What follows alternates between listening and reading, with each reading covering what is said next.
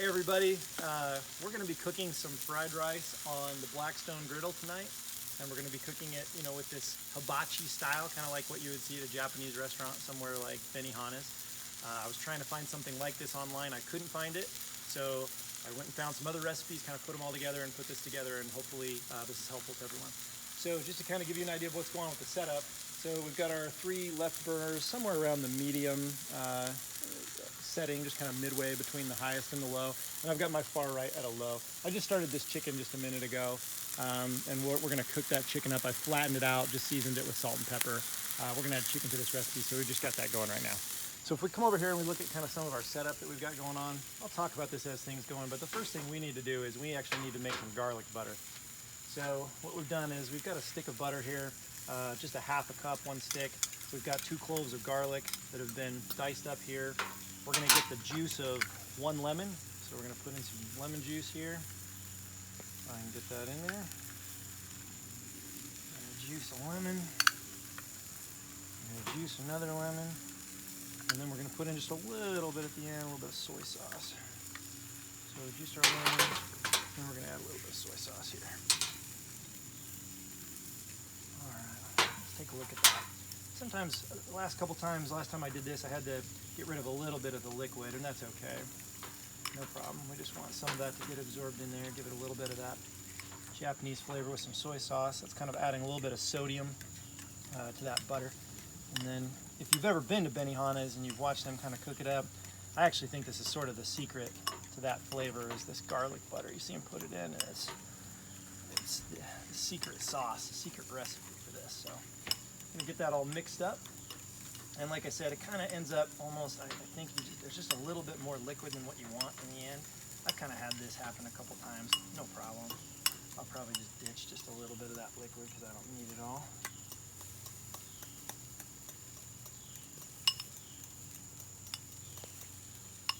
No, so that's going to be just fine. We'll just be able to dollop and scoop some of that in there. It's just a little more liquid than we need. That's fine. All right, so let's take a look at our chicken. See how this is coming over here. Getting a little color on it. This is going to get diced up and cook a little bit more, so it's actually fine if it's not kind of perfect. We're just trying to get a little color on there. I'm going to let that chicken go a little bit longer. Oh, and I didn't mention this, but if we come over here to our ingredients and kind of our setup, there's a couple of things that you want to have ready for this while that chicken's cooking. So one is we're going to use safflower oil. It's just a high heat oil that was recommended in a lot of the recipes when you're doing hibachi style cooking. So that's what I've been using here. Obviously we have our little bit of soy sauce. We've just made our garlic butter. I've got a little salt and pepper ready to rock when I need it.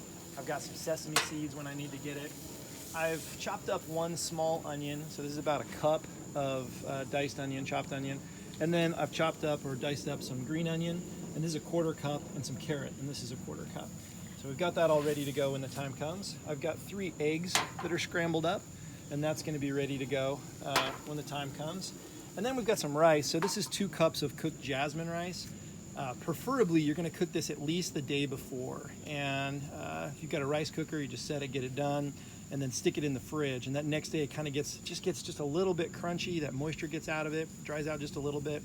And then it's perfect for this step of the process. I actually kind of screwed up and forgot to do this, so I did this today and got it in the refrigerator a few hours ago. So not perfect, but I'll be able to show you guys kind of the general gist of this. And then of course when you're done, you can throw it all into a bowl, or you could do it like they do at the Japanese style restaurants. You could serve it up in like a nice little bowl and hand it right away. One thing I've noticed, whether you're doing kind of like shrimp or chicken or something on this Blackstone griddle, is it gets cold pretty quick if you take it off, especially if you're dicing it up. So it's kind of a nice thing to just serve right away. So if you've got some bowls like that and you're ready to serve, you're going to be good to go. So that's kind of about it in that regard. You also are going to want some kind of a sharp knife. I just had a fillet knife that works well for me. A chef's knife is going to be fine. But you're going to need to cut up this chicken on the griddle as you get closer to it. We're kind of taking a look and watching this. Getting a little brown on that side. And again, I kind of mentioned, like, this is going to cook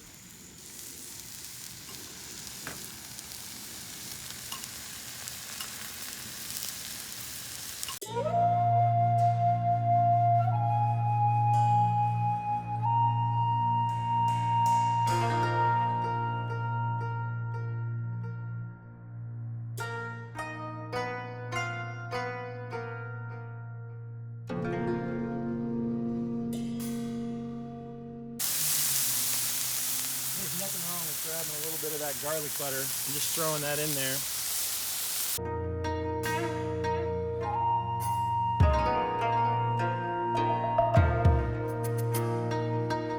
Let's just get this over to my coolest part of the grill, because this won't take very long. So let's give ourselves a little bit of a clean griddle here. Okay. So I've got a little bit of clean space here now. I'm going to come over and add a little bit of my safflower oil.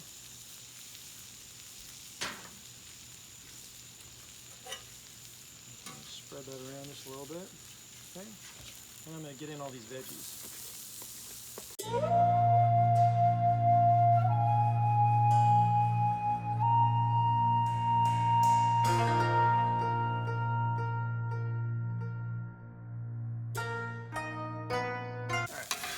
Take that and move that over here. I'm mixing a little bit of my chicken. Move that around a little bit. Okay. Again, I'm just going to take a real quick scrape just to clean that off. Nice clean surface to work on. Okay. I got my eggs. Again, I'm just going to put down just a little bit of this oil. Okay. Got that down. All right, and this is all going to happen pretty fast here. It doesn't take long for these eggs to cook. So I've got my rice ready. I've got my butter ready.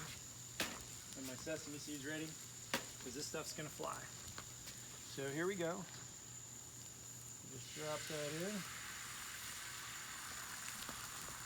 No need to worry about these eggs running off, because they are going to cook right away.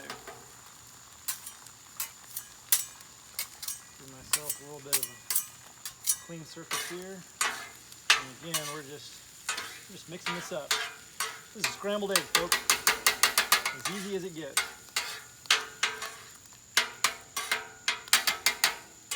So we cook that, scramble that up, and then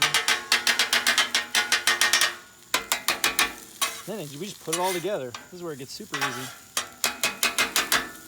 It starts to look good. Oh, it's great.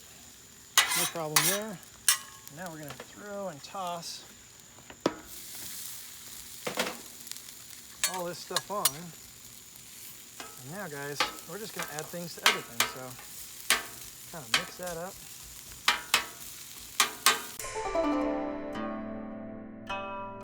So we are going to need to add just a little bit of leaven to this in the form of a couple of different things. So number one is our friend of this garlic butter that we made. Don't be shy with this. Nice little dollop there. Remember, you got a lot on here, so feel free to dump it in there.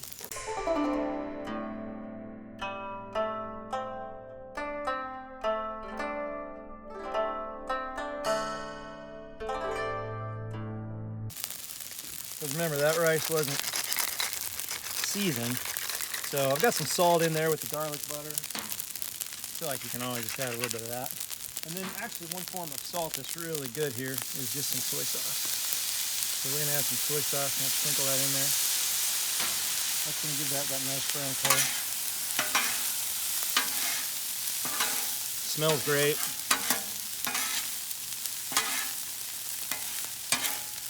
That's looking good. Again, I'm making kind of a mess.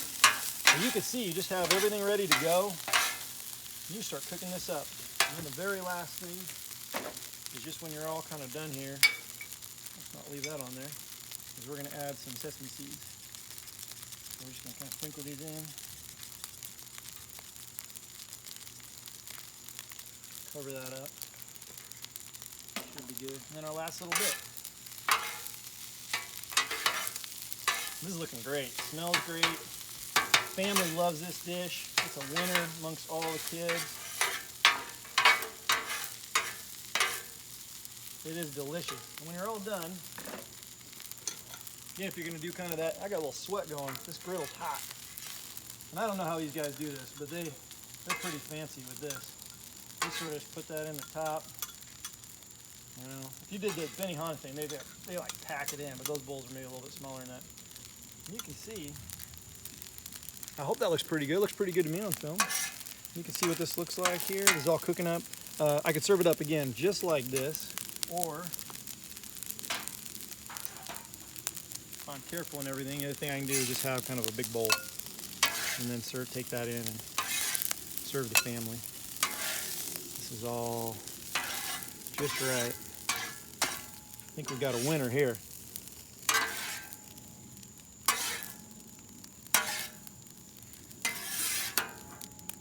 Get a little bit of that. Hopefully y'all know how to clean your Blackstone grill. That'll be the next part for me on this. But anyway, that is fried rice, done the, not teppanyaki, hibachi style. Let me see. I better make sure it's okay. Steaming hot here.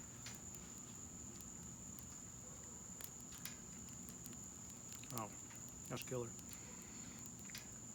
That's great. I might add even a little bit more salt, maybe a little bit more soy. But that's great, delicious. I'm sweating. Hopefully that was enjoyable for y'all. Hopefully it helps learn how to do some fried rice on the Blackstone griddle or on your griddle or home wok or whatever you want to use. But hope you enjoyed, and bon appetit.